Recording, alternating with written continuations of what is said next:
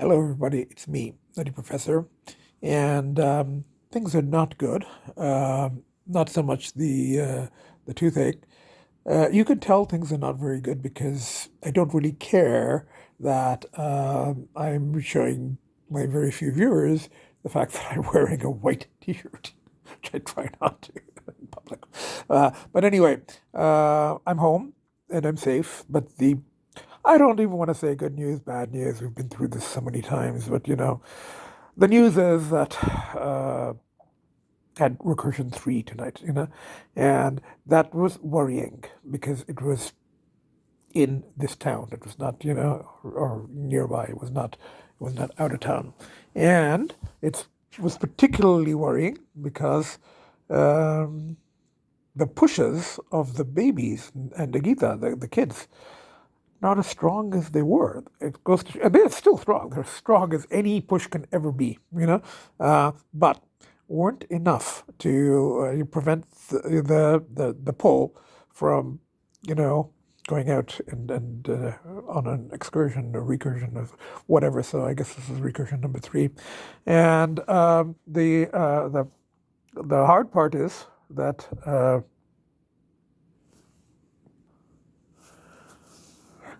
I'm not sure even now what I was going to say, but it's all hard. I mean, I was going to say something was particularly the hard part, but it's all pretty hard.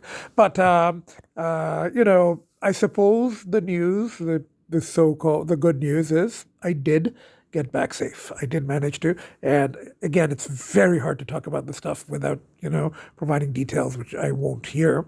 But I did manage to, towards the end, lessen the binging a bit by doing something. Again, I don't want to mention it, but something that wasn't quite what I wanted. But I knew that if I really did what I wanted, then it would be very hard next day to stop again because it's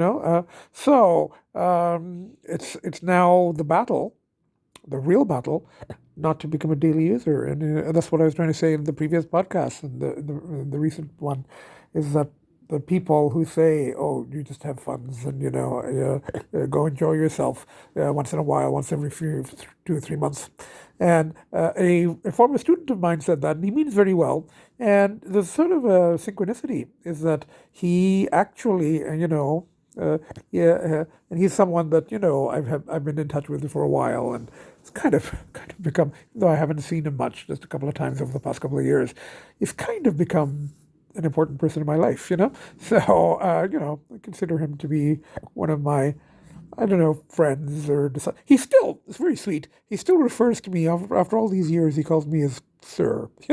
But I got a text from him while I was at a crucial point, and it was like, "I hope you're okay, sir."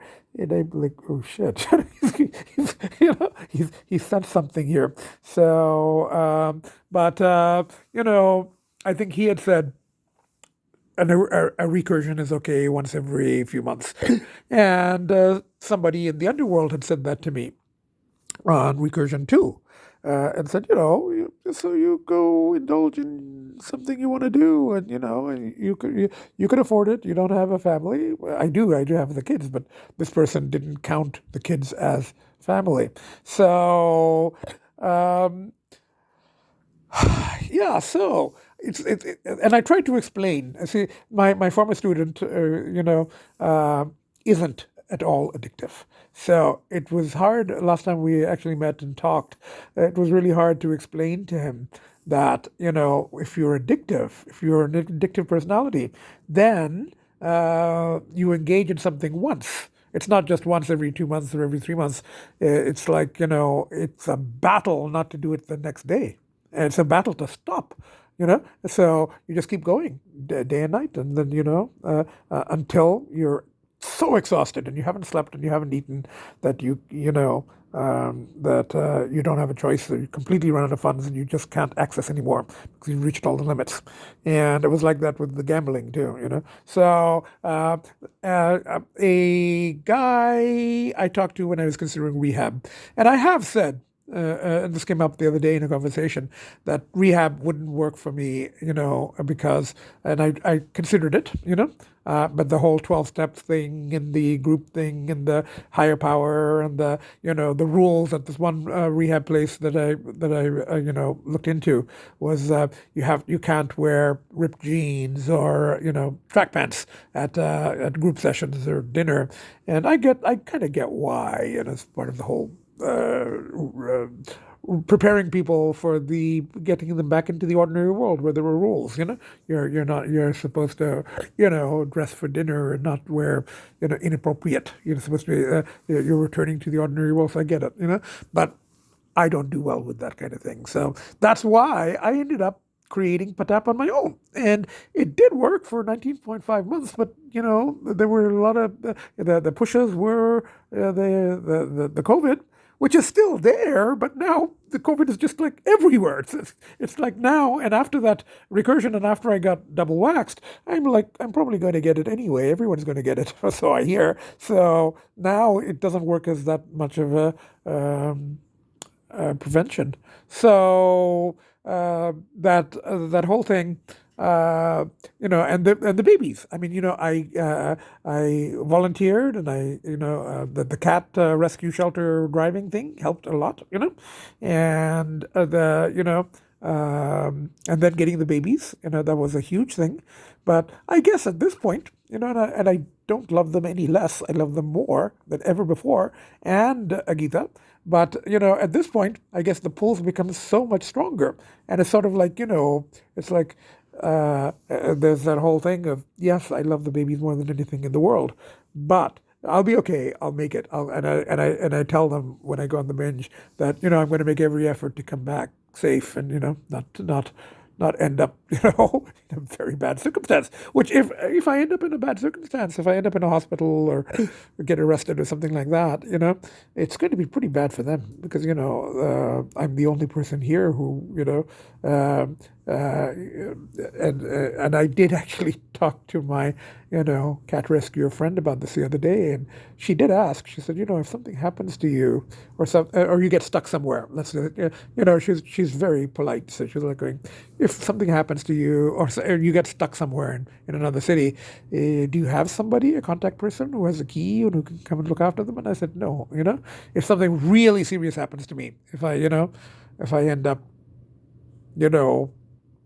incapacitated or whatever, I guess the my friend or my relatives would have to come get the concierge to open the door, and my cat rescuer friend would probably do something with the cats would have to go to the shelter, and I would hate that, so if I can't take the risks, but I still take them, and that's the part. That's what I was going to say. That's the hard part. That's the hard part, is that knowing that, the kids are the most important thing, number one on my Patap list, all of that stuff. But not quite enough. It's, when the pull is really, really strong, the pull kind of overpowers the pushes, and it's not good, Now, as I've said, there are other pushes, and this podcast is one of them, but I think I discussed with my analyst today that part of the problem is I've been doing too many podcasts, and in the podcasts I talk about the issues, but I don't go into the details. And the details are really the thing that I have to, put down, and because I can't talk about them here because they're in the public forum. There are things that I would rather not say at this point, but I need to get those details down because those are important. They're important to me, and they're maybe, if I ever publish, important to others because I can come back and write, and I have, even when I'm messed up, I still remember I'm so messed up I can't put two words together, but I still remember every detail when I come back, So it's kind of a little difficult to talk about this, but, without going into details. And I need to get back to the details for myself and for possible eventual publishing, with names changed and, fictionalized and all of that. So, and all of the, but the details are actually quite, very interesting, they are the unspeakable horrors and the unimaginable delights. And there are always both. Now, this evening, I think there were more unimaginable horrors, But, I mean, there was pleasure too. I mean, the unimaginable delight was also there. But the unspeakable horrors, that's more from my perspective. The horror is how I see what's happening, and my losing control, and my not being able, my number one, going out and putting myself at risk when my children need me, and then going out and and I don't want to go into detail, but when I'm in that world and I'm partying, it's like I'm possessed. I become like Agita with her Cordiva. I have my werewolf kind of takes over. I mean, I don't harm anyone. It's just myself, and I kind of embarrass myself, and I do things that would, it's basically my shadow. I give in to my shadow, and my shadow just, and that's the thing. You can't deny your shadow. You have to confront it, and you have to, you have to integrate it. Easier said than done. I've been working on this shit for years, So, and I did have a podcast about these topics earlier, at the earlier stage, the professionally produced podcast by my student. So, the unspeakable horrors are really, the fact that I can't stop when I'm on it, and that I do things that when I'm sober, I'm like going, as I said, I don't hurt anyone.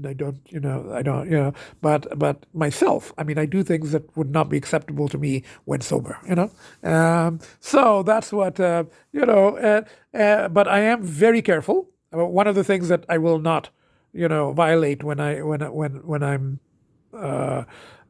in the nightlife or I'm partying is that these days, and it's been for quite some time now, that I will not drive while under any kind of influence. So I have to, if I don't take cabs, then I have to, wait until I'm able to drive, and then that takes a few hours. That's why I'm doing this at like 4 o'clock in the morning, because by the time I came home, I had to wait until I completely came down, and I went somewhere to come down, and that's another thing that I can't talk about here. I'll write about it, but it was an alternative to the other venue, but and it was where I could come down because So anyway, and. Here I am. I'm safe again, but I'm exhausted. And that last binge, the second recursion, took a lot out of me because it was exhausting. I'm getting too old for this shit. I really am. But and I know that this way lies danger. And I keep talking about what happened to people like Carrie Fisher, and it's you can't be doing this every day at this age. And rehab is just not an option. I do this on my own, or I don't. On my own, yes, I am doing it on my own, but that's doing a disservice to my friends and my analyst. I don't see my friends a lot, and the one out of province, I haven't seen her in person in the last 20 years, but I haven't even talked to her in person in the last 20 years. But we exchange, and she's been there for me, no question, practically every day. She's in spite of how busy she is with her own life, and her cats and her other stuff. So I'm like, her human family, and she's got a lot of commitments, but she still makes time for me, So I'm very grateful to her. I'm also very grateful to my cat rescuer friend here, who came and helped with the Gita, and does what she can, and I'm shouting out to those people. And my former student producer, he helped me a lot over the last couple of days with trying to get this thing, working and all of that, And, I think he's got to be a bit worried because we went through this. I mean, he was there with me in the early stages of this when we were starting the podcast, and, I would go, but it was never quite this bad. It was never like, the next day or the, 2-3 days later. Actually, it was at one point. The first summer it was pretty bad. So, but then I got to the point of 19.5 months. But that one excursion in September that just opened the door. So the other thing I have to say here, and one of the reasons I'm doing this, I've said this before, I don't know if any other struggling addicts or turning back strugglers or people dealing with addiction actually see this. I have no clue. I haven't actually heard from anyone who says, "Oh, I've been struggling with addiction and I watch your things and even if it doesn't help, I mean, I see somebody else going through same shit that I'm going through and how you're dealing with it." So I don't know if, but theoretically it could. I don't have a lot of viewers. I have the 50 to 80. So out of those, as I keep saying, one or two, if they are people that are struggling with addictions, and particularly the ones who can't go rehab, can't go 12-step. So if any of this shit helps them, I wouldn't say it's worthwhile. It's worth doing the podcast. I mean, I'm willing to go public with this, just in case it helps a couple of other people. Plus, even the people who don't have addictions, I want them to. I want the non-strugglers to have an idea of what it's like. It's tough. It's rough. It's not just you have fun. Every few months. And if you fall, then you have to put everything into stopping again. That's what happened. And this toothache didn't help. Now, that may be the only good thing that sort of happened today is that I didn't feel the toothache much because there was a certain substance sort of acts as an anesthetic. So, but I am going to see the dentist tomorrow morning. So that's. Right now, we're down to, I mean, I'm not even going to say one paw in front of the other. I've said that so many times and it hasn't helped. But we're back to the more traditional, one day at a time, and tomorrow's another day. As a friend of mine said, you start every day with a clean slate. But, and you choose. But, that's true. But, the whole thing is that, the clean slate thingy. If you're an addict, it's like, you're like, oh, yesterday's slate was pretty good, or, not pretty good, but, I could do better on this one, or whatever, So it's, I'm going to do this. Now, tomorrow I've got to go see, one little thing at a time. So tomorrow I've got to go see the dentist. So if I get antibiotics, and I'm willing to take codeine at this point because that's not my addictive issue. So I think codeine, if it's going to reduce some of the pain, will do it. And the antibiotics for the infection. If so I need to clear that thing up first. And last time I went to the dentist and I got antibiotics. The pull was still there. I hadn't binged in several weeks, and many weeks. But the pull was still there, and actually being prescribed the antibiotics worked as a push because I was like going, I can't mix, substances with antibiotics, So I made it, So I'm hoping that will happen again tomorrow. So I'll be on the antibiotics, and then I'm going to do one day at a time. And again, I want to thank the friends who have stood by me, and that includes the one I just mentioned, the former student who I've been in touch with on and off, he makes suggestions, and he's not addictive, and that's the whole thing. If someone isn't addictive, it's kind of hard to understand what's happening. But he did, today he sent a very nice text, right when I was in the middle of something. I had a friend who used to do that all the time. He used to text me when I was on a binge before and go, "Are you okay?" And once I just said, "Yeah, I'm fine, everything's okay," and then she started worrying because I normally don't reply with a very short text. So she was she goes, "I'm really worried because you just said yes, I'm okay, and you didn't go on for like half a page, so I knew that something was wrong." So, but anyway. That's I haven't replied to my former student yet, and I will.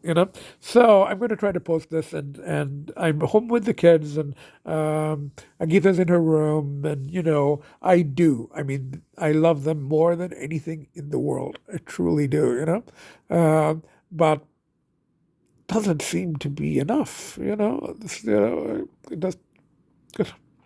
Anyway, look, things are good. I'm home with the kids, and I'm gonna post this before I change my fucking mind. And again, I don't think I've said anything particularly incriminating in this. But and I have said that I made a real effort, and I do all the time, that there was no driving. So while under any kind of influence, it was like so, and I actually managed to eat something at Kelsey's. I might add that, or you know what? I'll do all the other podcast footage. I've got a bunch of footage, but I'll do that separately. But I did have a little thing at the Kelsey's, this evening, and this was sort of part of the coming down after the excursion, and I had walked to the Kelsey's from where I was, and I ate, and then I walked somewhere else, and I did something else, and whatever. Again, I don't want to talk about it, here, but that was part of the whole, trying not to, not trying, but not actually driving while and trying to come down. So and also the food was sort of, and I didn't mention in that mini podcast in that footage that I was on an excursion, and I was almost not going to mention this. I was almost going to go, look, let's leave it at 2 excursions, and then I deal with this privately.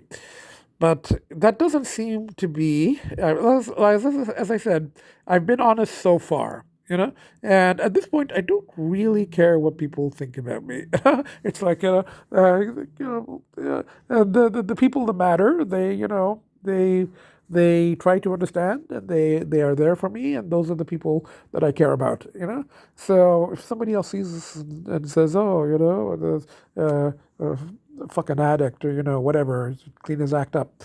I don't really give a shit. At this point, I really don't. I've got my kids. My parents are in another country, and they're being well looked after, and I'm kind of, doing this on my own here. So it's just basically me and the kids. And as I said, I do. I mean, my friends are important to me.